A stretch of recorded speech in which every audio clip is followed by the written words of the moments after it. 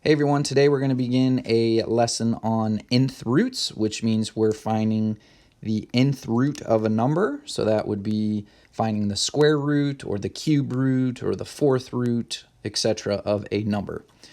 Today we're going to focus on finding nth roots of integers, and then later on we'll start to bring variables into play. All right, so let's break down what's referred to as radical form of a number. So that's what you have on the left-hand side of your screen here. This would be read as the nth root of b equals a. The nth root of b equals a. And you've seen that blue symbol before. We're going to refer to that as our radical sign.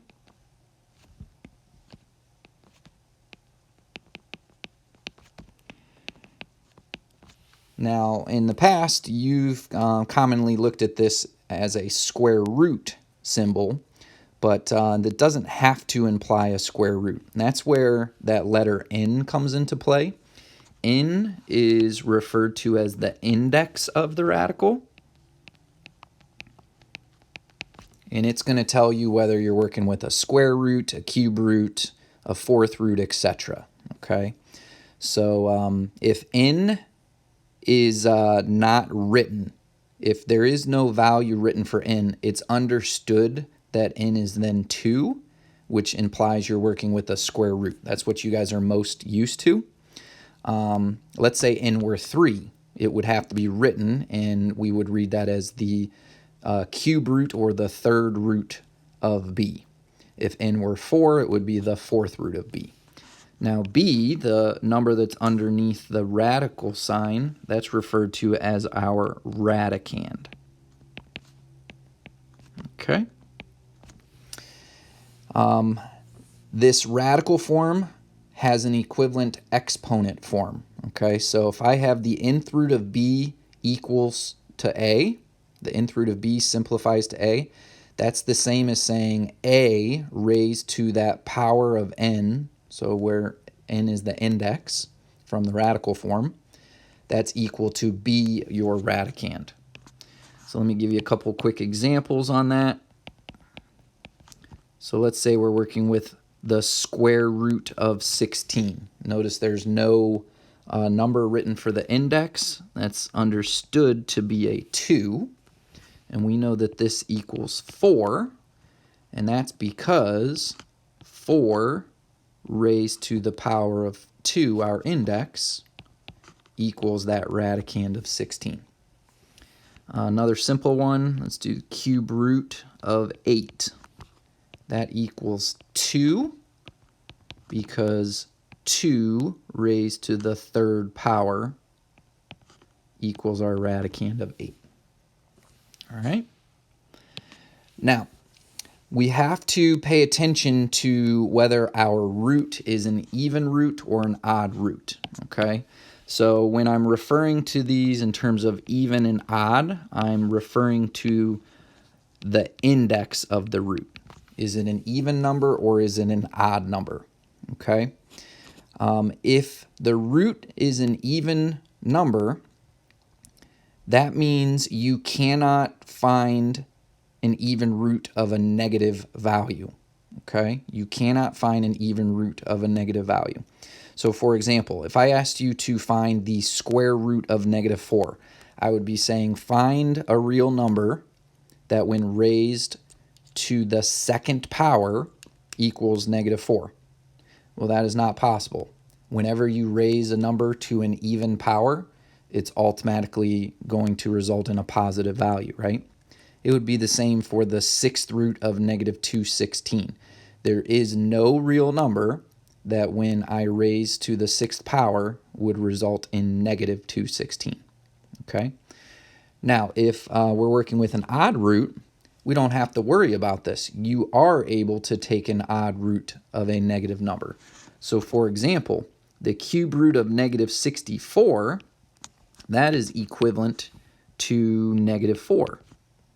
Okay, that's because -4, if you cube it, is equal to -64. A negative number raised to an odd power results in a negative. Okay? It would be the same for the fifth root of negative 243. Notice that index is odd number of 5. This is equivalent to negative 3. And that's because negative 3 raised to the fifth power is negative 243. Okay? All right, so let's look at some more examples here. We're going to simplify each of the following, paying attention to the index, whether it's an even number or an odd number, and the radicand, whether it's positive or negative. Okay? So starting in the top left, square root of 9, that's an easy one. We know that that equals 3, right? 3 squared is equal to 9. Top right, square root of negative 16. So here, your index is even, and you have a negative radicand. That means this is not able to simplify. This is not a real number. Okay? Bottom left, cube root of negative 27. Now your index is an odd number, so I am able to simplify this radicand of negative 27 here, okay? So what number when raised to the third power equals negative 27? That would be negative 3, right? Negative 3 cubed is negative 27. Negative fourth root of 81. Notice the positioning of the negative here. You have that, it's in front of the radical. Okay, so this is not the same situation as the problem above it where we said that it was not a real number.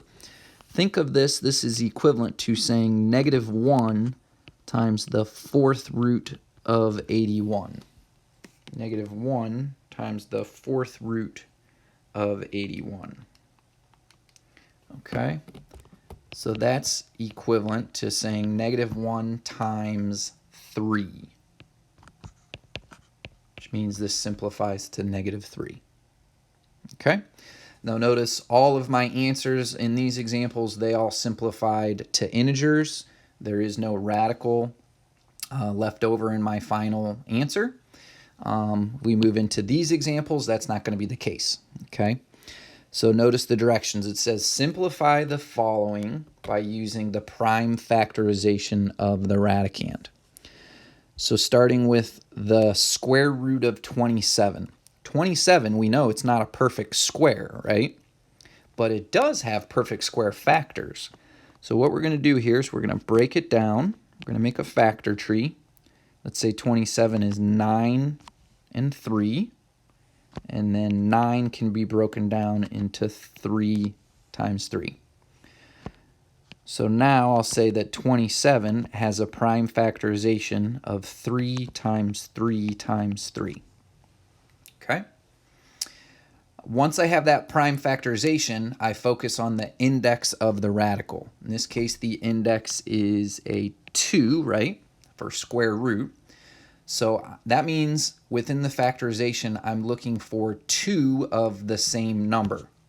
Why 2? Because 2 of the same value makes a perfect square. Okay? So I'm noticing I've got a pair of 3's here that are going to make a perfect square factor. Okay? So now I want you to bring the radical back into play. We're going to say the square root of 27 is the same as the square root of 3 times 3, which is 3 squared, and then multiplied by the square root of the final 3 that wasn't circled up above. Okay. Now we know square root of 3 squared, that's the same as the square root of 9, which is really 3, and then multiply that by the other radical 3 that's left over. Here is your simplified radical. 3 radical 3. Okay. All right, problem in the middle. Now we have the fourth root of 96. So I'm going to do the same thing here. I'm going to make my factorization, and then I'm going to now look for 4 of the same number in that factorization. Okay. So 96, it's an even value, so that means it's divisible by 2. Let's go 2 and 48. Okay. 48's 2 and 24. 24. How about a 4 and a 6? 2, 2, 2, 3. So I'm going to say that 96 is equivalent to 2 times 2 times 2 times 2 times 2 times 3. So there are 5 2's in that factorization being multiplied together, and then there is a 3 as well. Okay, so now we're looking for 4 of the same number, because 4 of the same will make a perfect fourth power. Okay. You could think of it like this now. This is the same as 2 to the fourth times 2 times 3. Now we bring the fourth root into play. The fourth root of 96 would be the same as the fourth root of 2 to the fourth times the fourth root of 2 times the fourth root of 3. Now the fourth root of 2 to the fourth would be 2. Why? Because 2 to the fourth is 16. The fourth root of 16 is 2. The fourth root of 2 and the fourth root of 3, they can be brought together.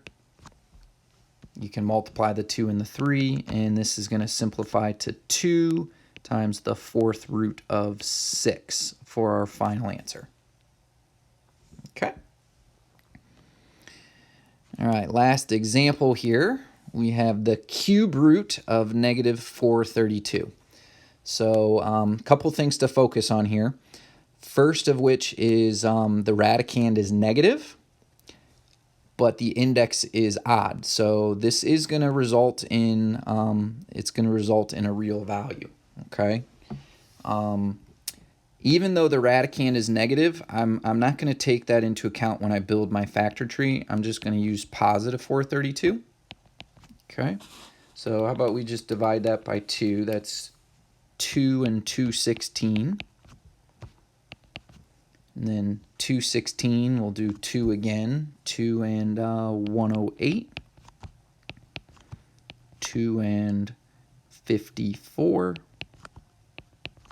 Let's do 6 and 9. 2, 3. 3, 3. Okay.